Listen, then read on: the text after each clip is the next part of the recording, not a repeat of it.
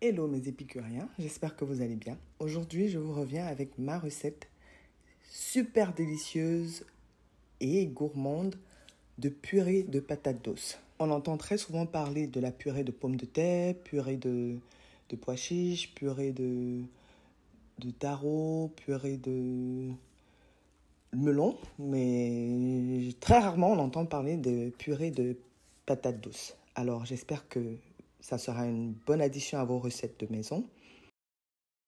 Nous allons commencer par éplucher nos patates et les découper en petits morceaux et ensuite les mettre dans la casserole pour les faire cuire à la vapeur, du moins avec un peu d'eau.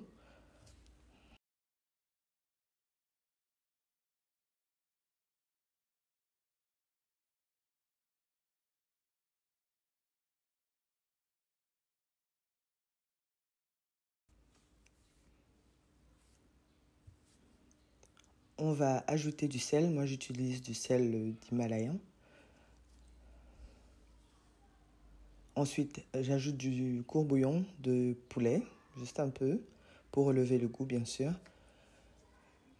Et ça va créer une bonne balance, un bon équilibre entre le sucré de la patate et un peu de salé. J'ajoute ici mon bouquet garni, du thym, laurier et romarin. Ensuite, une échalote. J'ai à peu près 4 têtes de patates douces. On va rajouter de l'ail et du gingembre. Ça, c'est ma petite touche personnelle. Le gingembre relève parfaitement la patate. Vraiment un secret, je ne dirais pas de grand-mère parce que c'est une recette gastronomique, mais c'est un secret, je vous assure, parfait. On va ensuite laisser revenir la patate dans un peu d'eau à la vapeur pendant à peu près 15 à 20 minutes, le temps qu'elle cuise. Et bien sûr, j'ai fait ma paresseuse et je voulais obtenir un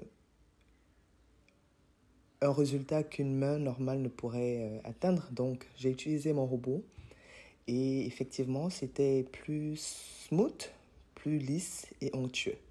Alors, j'ai rajouté de la crème liquide entière. Là, on entre dans le gourmet.